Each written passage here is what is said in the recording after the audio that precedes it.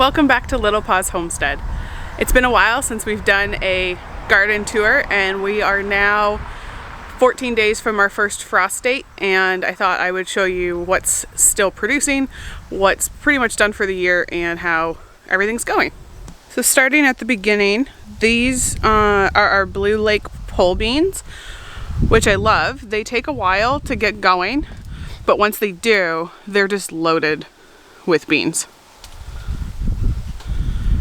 So we had a light frost the other night, but they're still doing well. The rosemary has really started to take off. I don't know that much about it.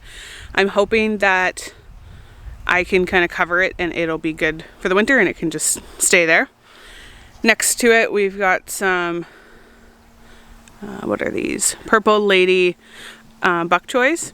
They are, as you can see, getting eaten. Most of our things are getting eaten because I didn't get bug netting up this year, but that's okay. We will still eat them, even with some holes. The same thing is happening over here with our just green bok choy. It's just getting eaten, but we're just gonna put this in stir fry, so it'll be totally fine. This is the trellis that had, and still has, the red noodle beans and Malabar spinach. So even despite the frost, we had harvested a lot from it. You can see we still have Malabar spinach, and the noodle beans are getting massive, and these ones were drying for seed for next year. These produced really early this year, so it was nice having beans before the rest of our beans had taken off, and so we'll definitely plant probably this first trellis and the one behind it will both be noodle beans and Malabar spinach next year, since they both did really well. This is what was supposed to be our radish and kale bed, and as you can see, we're getting that same bug damage, and so I think all the kale got gobbled up.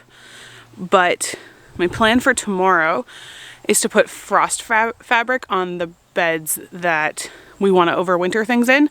So I'll just plant kale again, and hopefully with the frost fabric, the kale will be able to get established enough, even though it's only going to be a couple weeks before frost.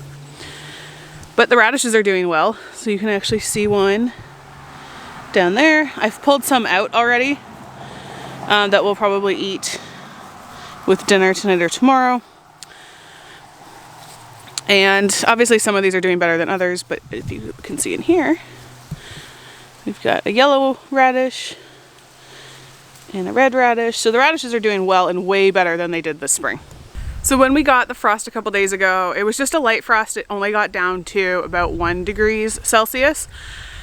So I wasn't super worried about it killing everything, but I wanted to keep the frost off of like the tomatoes and peppers and the heat loving crops. So we did cover everything with blankets and pulled in all of our like sizable fruits, which will then just ripen in the house. But all the plants made it, and hopefully they will continue to grow. They still have some blooms on them, and I'm hoping that the forecast for the next 14 days is relatively warm for September, and hopefully we will continue to get peppers and tomatoes. This is our pepper bed that did the best this year, and everything is still going strong. It didn't get touched by the frost. There was a blanket over all of it.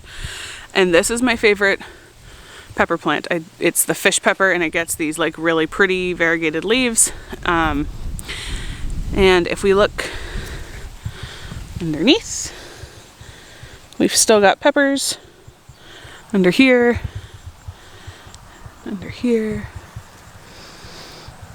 and still a few over there as well. So hopefully those will get bigger and continue to ripen. This is our Hubbard squash plant, which as you can see did get touched by frost. The flower here is fine. That's a male flower, and we have a couple of those. But the leaves did get a little bit damaged.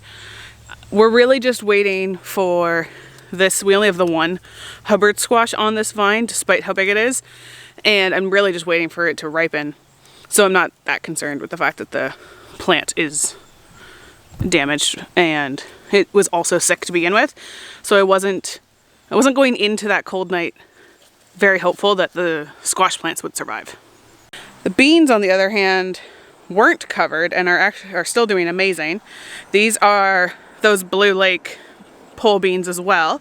And as you can see, I have a bunch I could harvest today, but we'll probably wait because we have lots of these little guys.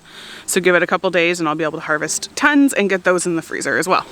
And the inside of them actually turns pink and then purple and then black. So we're letting some of these, like, we're not harvesting these beans anymore. They're an earlier variety and we're letting them just dry on the vine for seeds for next year. So I actually opened one of those pods that looked like it had started to change color, and it has. So if you look down here, you get these bright pink beans, and this one's actually starting to turn purple. And I haven't left them on the vine long enough for them to turn black, just because they're delicious, but hopefully some of the ones that are on there now will. So this squash area is just kind of sad looking.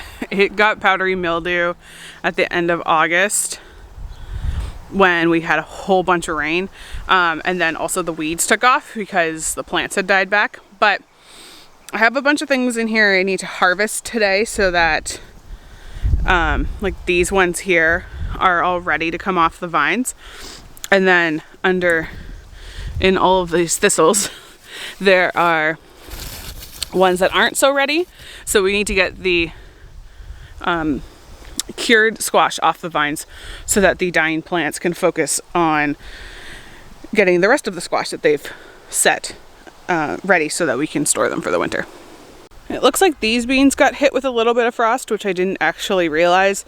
I'm just waiting for, again, down in the thistles, we've got some beans here that I'm letting dry for drying beans, and there's a couple different varieties in here. So then once the plants have all dried up and the beans have all dried, we will bring those inside. The very giant and exploding tomatillo bed is starting to die. The leaves are getting yellow. It's just not loving the cooler weather, which is fine. I have tons and tons of tomatillos in the freezer that I need to process, and I will have to come in the next couple days and harvest the rest of what's left on the plants. We got most of it before the frost, but I'm sure we missed some, so I'll have to come and look through there and then get those processed. These loofahs are doing amazing. The frost didn't touch them at all by the looks of things, and we've got quite a large number of really big loofahs. So this is in the space between the chicken coop and the duck house. We had this gate up there already, or this panel here up there already, and I needed a place to grow loofah. So that's where this went. I think we're doing grapes here going forward, so next year we'll have to find a different place for them, but that's okay. So on this plant this is all one plant, and there's one there, two, there's a really big one, 3,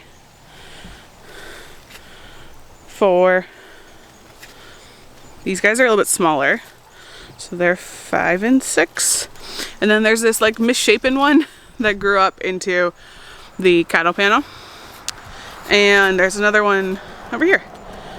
So these I'm going to let them dry, turn them all into sponges, and then save the seeds as well, because we'll have tons of loofah seeds after these dry. So when I planted this tomato wall, which the tomato wall itself is looking a little bit sad, it may just need water. The tomato plants themselves are actually very healthy for September. I expected them to all be just full of blight at this point, other than you can see up top there we've got some hornworm damage, but other than that they're super healthy plants.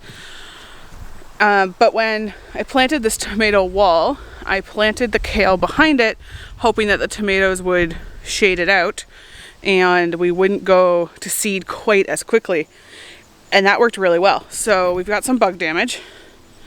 This is the dazzling kale, and it gets eaten by bugs more than our other varieties for whatever reason. So none of the kale has gone to seed despite the really hot temperatures that we had. It got wilty and slowed down producing, but like I've been waiting because we really liked, this is the scarlet kale. We really liked this and I wanted to save seeds from it, and it never went to seed. So that kind of backfired, but the putting them behind the tomatoes worked really well, and we had kale all summer. So it's a win and a loss kind of all wrapped up into one. So this was the garlic bed where we harvested all of our garlic that had been planted the previous fall.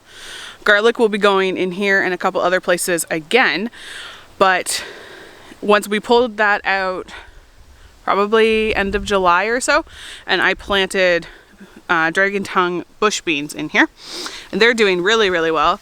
So we've got beans kind of everywhere. Here's some babies.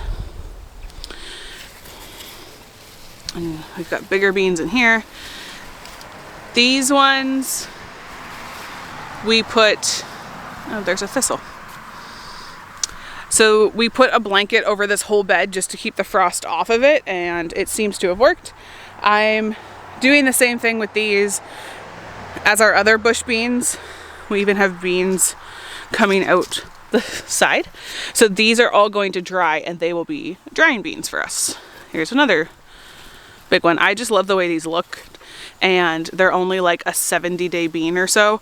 So they were pretty quick, and they're doing really well. They still have tons of little babies, and hopefully we'll be able to keep the frost away long enough that we can bring in tons and tons of beans this year. So behind me are the 4 beds that didn't do well in the spring because we got that really late frost this year, and are still not doing well because for whatever reason I'm having the hardest time with root vegetables.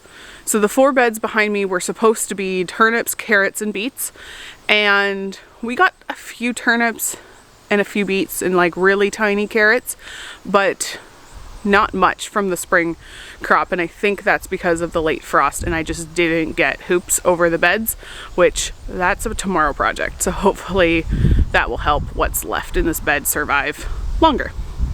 So when I took out the first round of turnips, we left this bed just kind of bare for a couple weeks, and so I put Swiss chard in so that we didn't get weeds growing, and it did really well because Swiss chard is fine with heat or cold. And we will harvest this soon and freeze it for smoothies for the winter. I also have, these are carrots that I put in, this is like the second round I put in after that super late frost, and they took extremely long time. They're doing okay. I don't think they're very giant, but I will end up probably pulling these soon.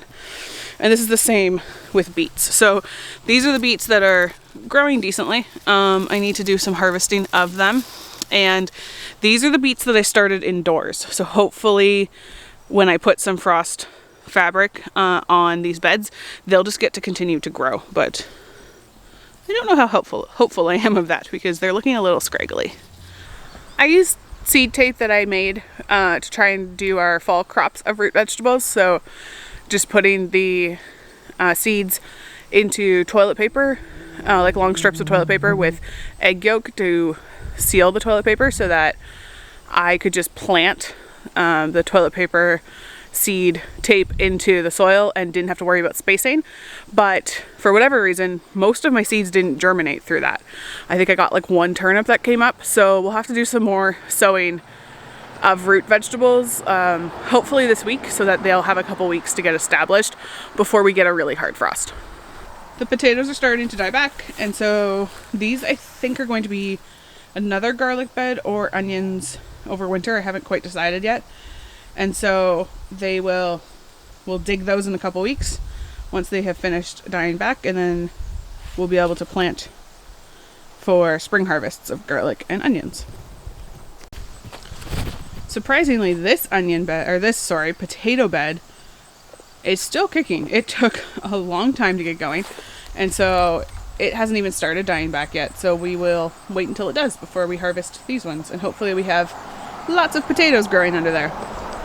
So the last thing that we have going before I go over to the other yard and show you the strawberries and asparagus is we used to have cinder blocks against this side of the coop, and we took those out to help with the fire pit that we build, and I put peas in their place, and they're doing pretty well. I need to get them tied up somehow, and hopefully they will start growing a little bit faster.